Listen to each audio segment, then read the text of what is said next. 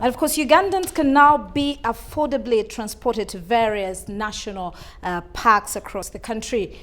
This follows the launch of 5 50-seater executive buses by Uganda Wildlife Authority. While launching the buses and the Tulambule 2018 Domestic Tourism Drive, Godfrey Kiwanda, the State Minister for Tourism, highlighted the importance of Ugandans positively participating in marketing Destination Uganda.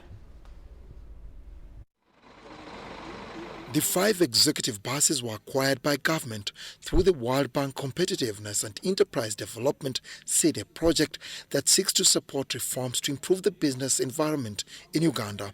State Minister for Tourism, Wildlife and Antiquities, Godfrey Kiwanda, says since tourism is one of the biggest sectors of Uganda's economy, there is need for more investment in critical areas to accelerate development. Tourism is a multi-sector business, and we work together, because much as we can promote these buses, if there are no roads, if the country is not safe, if there is no security, really we cannot promote tourism. But we thank government, one, for the security, for the infrastructure that is enabling us to promote tourism. Flanked by a number of private sector and public sector stakeholders, Honorable Kiwanda made the remarks at the official launch of the Uganda Wildlife Authority tourism buses and Tulambule 2018 Domestic Tourism Drive at the Uganda Museum. These buses have cost the government of Uganda more than $800,000 US.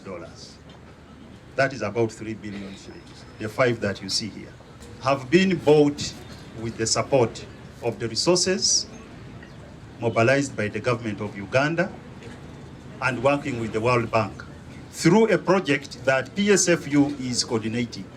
We appreciate government efforts, but of course there's a lot more to be done on the government part, especially the infrastructure. You've seen these good buses which have been launched, but of course they need good roads. Over the years, transport to the national parks was a major concern. Firstly, the poor road infrastructure made it difficult to visit the parks, a situation exacerbated by lack of affordable means of transport. With improved infrastructure, the parks can now be easily accessed and have also spurred investment. Andrew Seguya is the Executive Director, Uganda Wildlife Authority. The price per person moving to the national park has now drastically been cut. So we expect that many more people will be able to move.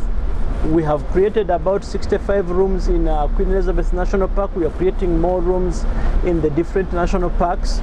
These new investments by UA, Uganda Tourism Board and the private sector are expected to market Destination Uganda as one of the best in the world. Isn't it beautiful? I've stepped out of one of the buses that has been launched today. This bus is one of the 5 that have been launched by Uganda Wildlife Authority that are meant to promote domestic tourism in 2018 and the coming years. Dennis Igoa for UBC News at the Uganda Museum.